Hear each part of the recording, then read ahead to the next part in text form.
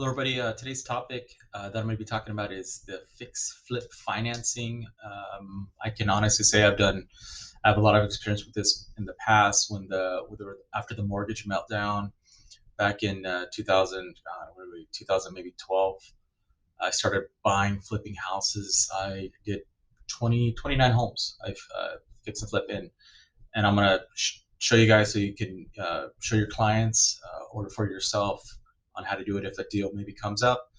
This is something that I learned along the way. I didn't do no formal classes or any seminars or back at that time there people were spending thousands of dollars trying to learn how to buy houses and flip and no money down and all this other crap. At the end of the day, if it's a deal, somebody's going to buy it and somebody will finance it if it's really a deal. And sometimes things come across people's desks where, like today, Mike had, we were going over some things. Different times people have different things, and I want you to be able to show your clients or yourself on where to go to if something comes across. And I'm going to only go over a couple lenders that I personally use. I'm not, there's tons of them out there, but I can only tell you which ones that specialize in the fix and flip financing realm, because there's a lot of like hard money lenders out there, uh, but not all of them are, you know, specialize in that. And they, with these ones that I've used, I can tell you right now, as long as you have a corporation, number one, as long as it's not owner occupied, they'll run your credit. Even at the time, I didn't have the best credit. I didn't have, I had a lot of bad things going on in my life back then, but I was able to purchase as long as I was using the corporation's name and it was a non-owner occupied property, and I signed all the paperwork that said it was. Actually, I didn't even own a home back then, so I was still buying it non-owner occupied. They didn't care because as long as it's another corporation's name, it's non-owner occupied. So that's the number one thing: is have your people or yourself set up a corporation. I don't know if an LLC would be suffice, but I know that I was using an S corporation at the time to flip houses. So that's the first thing they're going to want to see is, okay, how are you gonna purchase it? And buying in a corporation is actually going to be the best thing, because when you come time to sell it, across that bridge. If you don't have it under a corporation's name, they're going to hold the 2% withholding tax. So for tax purposes, you're going to want to also, number one, buy it in a corporation's name. Number two, obviously, you're going to have some money in the bank. We all know, you know, you're going to have money. You're going to have some money to flip, depending on what or how good the deal is going to depend how much you're going to have to come in with. So you'll see the screen right here. Aztec Financial is probably, as far as I know, one of the number one fix and flip financing lenders that have been around for many years now. Nobody told me about them. I actually was refinancing people's loans back in the days, and I was saying, okay, these people are flipping houses. Who are they using? Well, they were using Aztec Financial for the financing because they specialize in fix and flip financing. Really good for first time rehabbers or people that are getting into it. They'll start you off with maybe one or two houses, uh, even with no experience, and they'll expand your basically credit line of what they'll lend you depending on your experience. So how it worked with Aztec, and I'm going to flip to another one that I've used too, was Anchor Funding. I've used them as well, so I probably did about another 10 houses with Anchor Funding. But pretty much they're both the same, and all the rehab lenders are the same, where they're going to lend you on the after repaired value or the ARV of the property. So an example would be, if you bought let's say you could pick up a home, or your client could pick up a home for $500,000, and if it's when it's fixed up, when I say fixed up, I use quotations, how much it'll be worth. That's what they want. They care about, and they're going to say, well, so and so, how much is it worth fixed up? In this case, I'm going to say $675,000 is what it's worth fixed up. So what they're going to do is lend you a percentage of the after repaired value. Now I know there's a lot of competition in the last some of the years for rehab financing, but I'm just going to use an example. They'll lend you 70% of the after repaired value of the home. So in that case, what is it? 70% of 675 is 506,000. 506,000. Okay, it's not bad. 675. Let's see here. I just want to do my numbers real quick. 675 times 70. I'm sorry, 472,500. So basically, they'll lend you 472,500. So you're purchasing it for $500,000. They'll lend you 472,500. So that means you right off the bat you're $27,500 short, right? That's based on 70% after rear value. I know there's other lenders out there that say they'll do this, they'll do that. I'm just going to go off 70%. Maybe somebody will do 80%.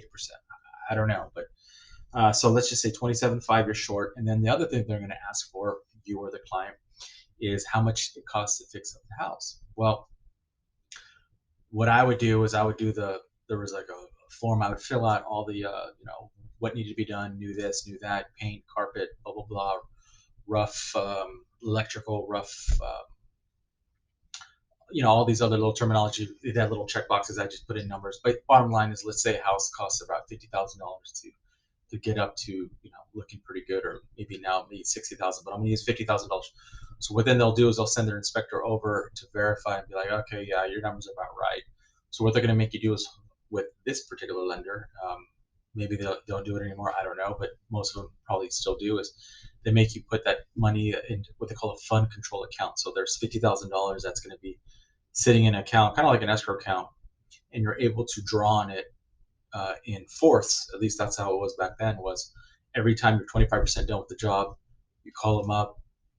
They'll send somebody out. You pay $175 inspection fee, and then they sign off and say, okay, you're 25% done on this property. They'll release 25% of the money that's in the fund control account. Or like what we did at the end was I left it in there, and when the deal closed, we got it back.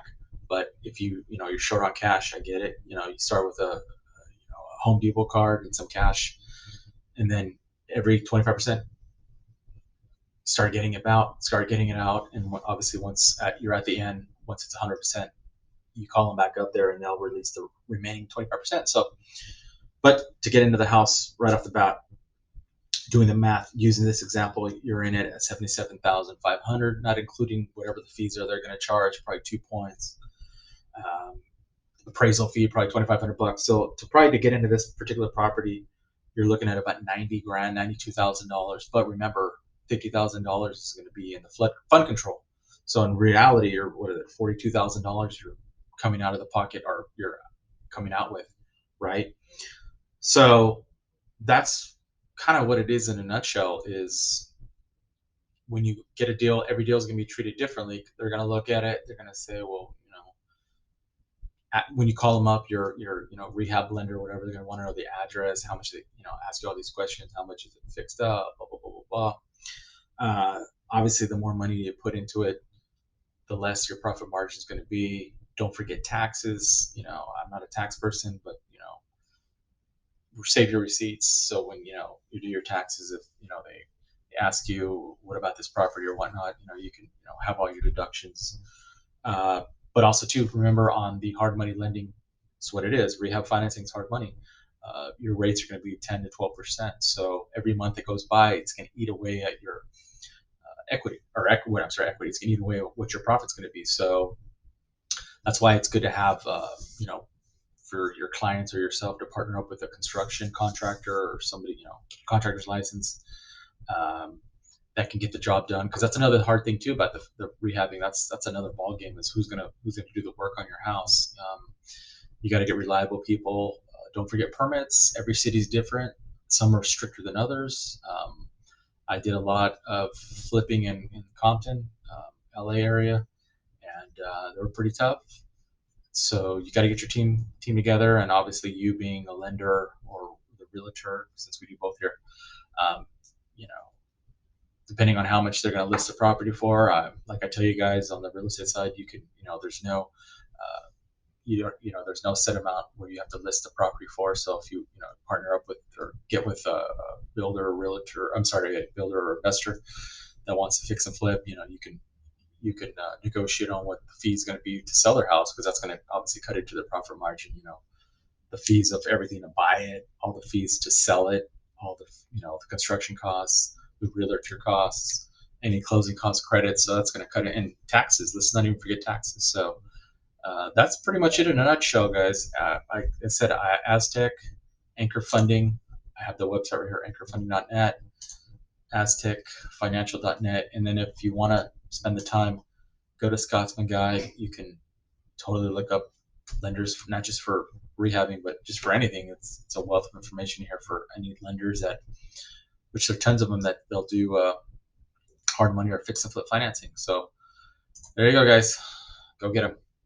And again, if you have any questions out there um, for me, I will definitely answer it. I've been getting a lot of emails regarding the questions. That's why these topics that are coming up, it's easier for me to put it out there on this dub video than to go one on one. But if you do want to talk about it one on one, let me know.